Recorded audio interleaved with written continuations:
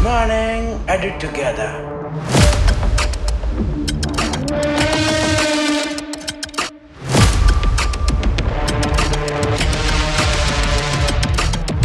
Hello guys, I am Vishnu Chauhan and founder of Edit Together. So welcome all of you.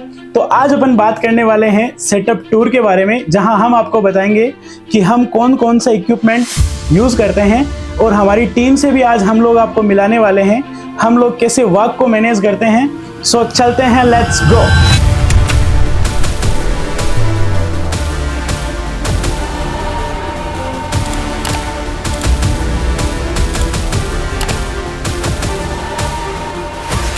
देखिए, राज की बात यह है कि वेडिंग इंडस्ट्रीज में फिलहाल एडिटर्स की काफ़ी कमी है और खुशी की बात यह है कि हमारे पास एक बेहतर एडिटिंग टीम है।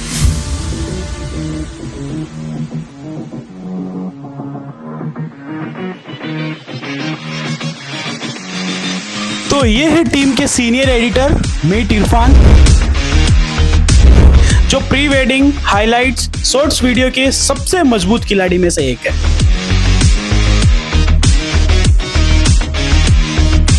एंड प्लीज मीट ऋतिक भोजक, जो एक बहुत अच्छा काम करते हैं। आप जो भी प्रोजेक्ट्स देखते हैं या हम लोग गिव अवे करते हैं जिससे आपकी टाइम की सेविंग होती है, वो सारा काम यही करते हैं। शाबाश। एंड दैट्स सो आप इंटरनेशनल वर्क भी करते हैं? जी हाँ।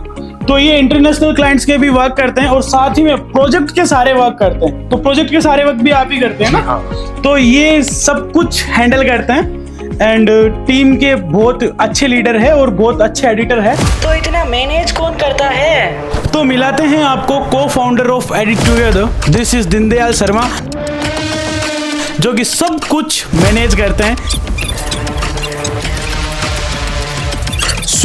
जब भी कोई डाउट क्लियर करना होता है या फिर कोई डिसीजंस लेना होता है या फिर कोई बड़ी प्लानिंग करनी होती है, तो हम इसी प्रकार टीम मीटिंग करके उसका सॉल्यूशन करते हैं। जो भी आप वीडियोस सोशल मीडिया पे देखते हैं, यूट्यूब पे देखते हैं, सारे अपलोडिंग के काम इन्हीं के होते हैं।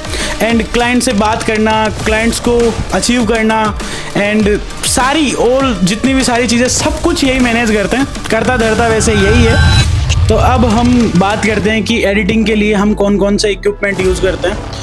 पहले विंडोज़ मशीन पे चलते हैं, उसके बाद में मैक से आपको रूबरू करवाएंगे। तो दिस इज़ i7 13 जनरेशन, एक नई जनरेशन के साथ 13700K का प्रोसेसर लगा हुआ है। एंड सैमसंग की इसके अंदर 990 प्रो जो SSD आती है, वो SSD लगी हुई है। रैम 64 DDR5 इसके अंदर लगी हुई है एंड पावर सप्लाई वगैरह वो लगी हुई है।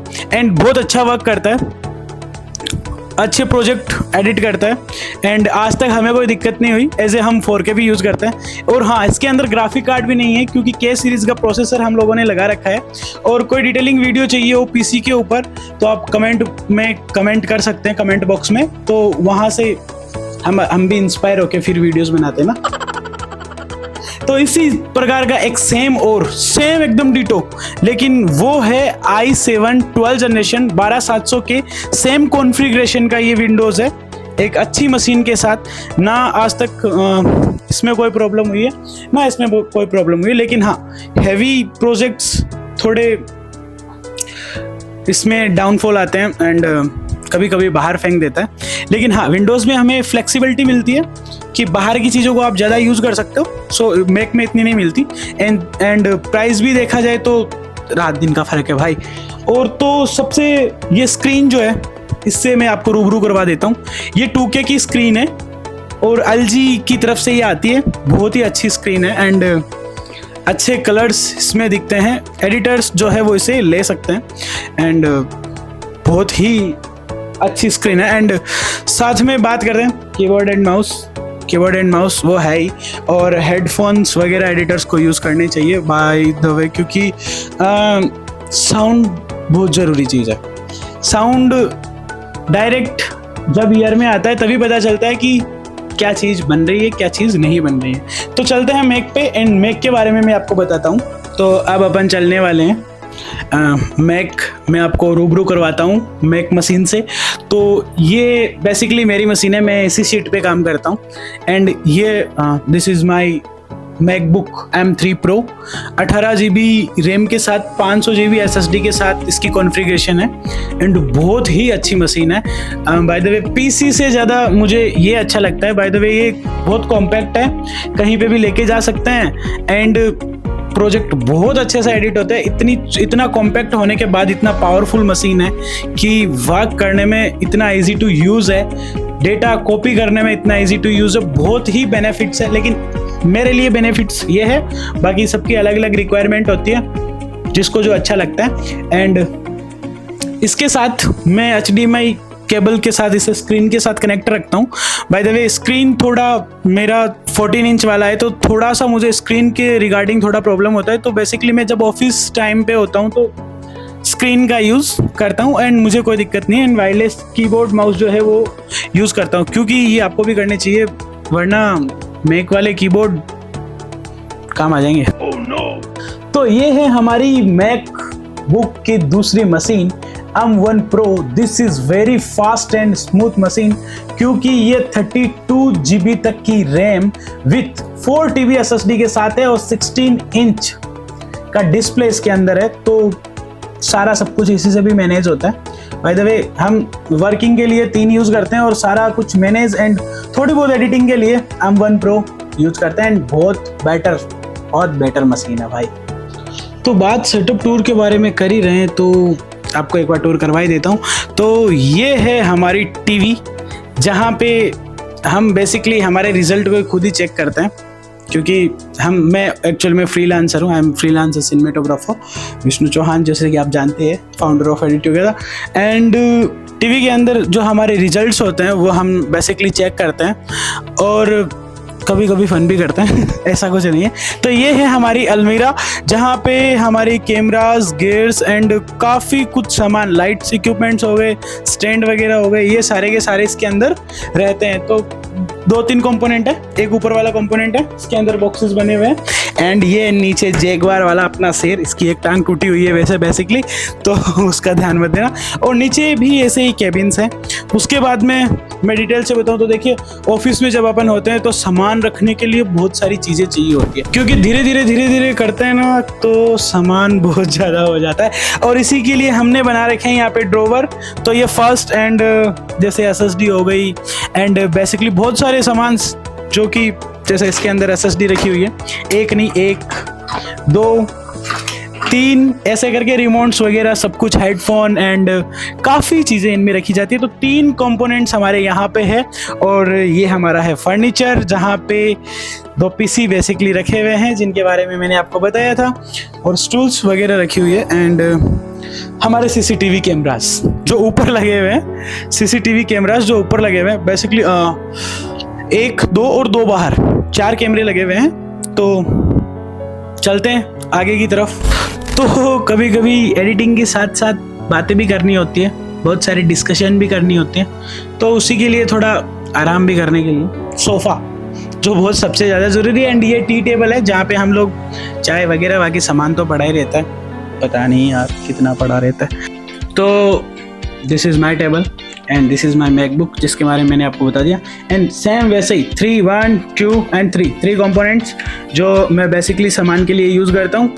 तो ये सारी सब चीज़ें हैं और इसी के साथ ये फर्नीचर जो दिखने में अच्छा खासा है, और इसी के साथ keyboard and then mouse and this is my headphone जो मैं कंटिन्यू यूज़ करता रहता हूँ, क्योंकि हम 4 जने हैं जो ऑफिस के अंदर वर्क करते हैं। तो एक दूसरे का साउंड एक दूसरे को सुनाई नहीं दे, वर्क में कोई डिस्टर्बेंस ना हो, उसके लिए हम यूजुअली सारे ही लोग जो 4 लोग हैं वो हेडफोन यूज़ करते हैं। तो अपन बात करते हैं अब कैमरा इक्विपमेंट्स एंड गियर के बारे में, कि हम लोग बेसिकली कौन से कैमरास यूज़ करते हैं, कौन से लेंसेज यूज़ करते हैं एंड उनके साथ कौन से गियर्स यूज़ करते हैं, like gimbal and ND filters वगैरह।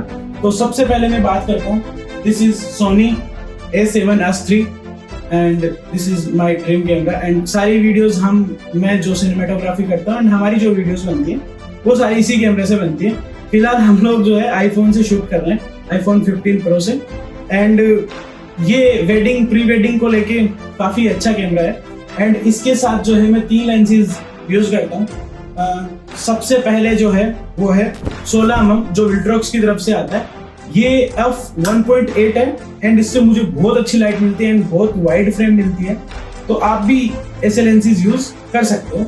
एंड उसके बाद में मैं यूज करता हूँ 35mm फॉर सिग्मा, जो 1.4 एपरेचर का लेंस है एंड मेरे लिए ये सबसे बेस्ट लेंस है। इससे जब क्लोजअप करने होते हैं या फिर ऑलमोस्ट 80% यूजफुल लेंस है वेडिंग एंड प्री वेडिंग के लिए, तो आप इसे जरूर बाय कर सकते हैं। एपरेचर इसका 1.4 है, काफी अच्छी लाइट ये अपने अंदर गेन करता है। जब वेडिंग और प्री वेडिंग में जब मुझे क्लोजअप शॉट लेने होते हैं, पीछे ब्लर जब चाहिए होता है जिससे कि इमोशंस अच्छे से निकल पाए, वाइब अच्छे से ऐड हो पाए, एंड उसके लिए मैं यूज करता हूँ सोनी की तरफ से आने वाला जीज का 1.8 एपरेचर का lens. This is value for money, आप इसे परचेज कर सकते हो। काफी अच्छा लेंस है मेरे लिए और आप भी बाय करो, आपके लिए भी होगा। एंड उसके बाद में मैं बात करता हूँ कि मैं एनडी कौन सा यूज करता हूँ। देखिए एनडी HNY की तरफ से आने वाला ये डिजिटल फिल्टर है। This is not a ND, this is variable ND and with polariser means CPL। जब कोई रिफ्लेक्शन को हटाना हो या फिर कोई अच्छा सॉफ्टनेस निकालनी हो, जरूर हाँ उससे सैचुरेटेड होती है थोड़ी फोटोज, लेकिन अपन उसे ग्रेड में कंट्रोल कर सकते हैं। एंड कैनन की तरफ से आने वाला R6 Mark II, जो कि एक हाइब्रिड कैमरा है, फोटो एंड वीडियो दोनों इससे बहुत अच्छे से हो जाते हैं। टीम बेसिकली इसे यूज करती है एंड टीम इसे यूज करती है विथ 35mm 1.4 एपरेचर, जो कि कैनन माउंट का लेंस है, सिग्मा की तरफ से आने वाला है। एंड मैंने जैसे आपको बोला था कि 35mm जो है एंड वही लेंस दिखाता है जो एक इंसान होता है, तो ये बहुत इंपॉर्टेंट लेंस है फॉर सिनेमेटोग्राफी। इनमें बोलता हूँ कि ओनली सिनेमेटोग्राफी नहीं, और भी काफ़ी चीज़ें होती है जहाँ पे आप इसका बहुत अच्छे से यूज कर सकते हो। तो DJI की तरफ से आने वाला यह एक गिम्बल है जो RS4 है, बहुत ही लेटेस्ट गिम्बल है एंड काफ़ी बेटर एंड स्मूथ फोटेज निकालता है। जब भी मुझे कैमरा हॉरिजॉन्टल से वर्टिकल माउंट करना होता है तो ये एक लॉक इसके अंदर दिया गया है जिससे मैं चेंज कर सकता हूँ। एंड काफ़ी अच्छा गिम्बल है, बहुत लेटेस्ट लॉन्च अभी वाला गिम्बल ही है।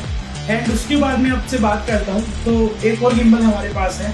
दिस इज DJI की तरफ से आने वाला RS3, जो कि बहुत अच्छा गिम्बल है एंड बेसिकली टीम और मैं दोनों ही इसे यूज करते हैं। देखिए ये वीडियो बनाने का पर्पस हमारा ओनली ऑन यही था कि आप एक सही नॉलेज गेन कर पाओ, किन चीज़ों को परचेज करना चाहिए, किन चीज़ों को परचेज नहीं करना चाहिए, किन चीज़ों से हमें ज़्यादा बेनिफिट्स होते हैं।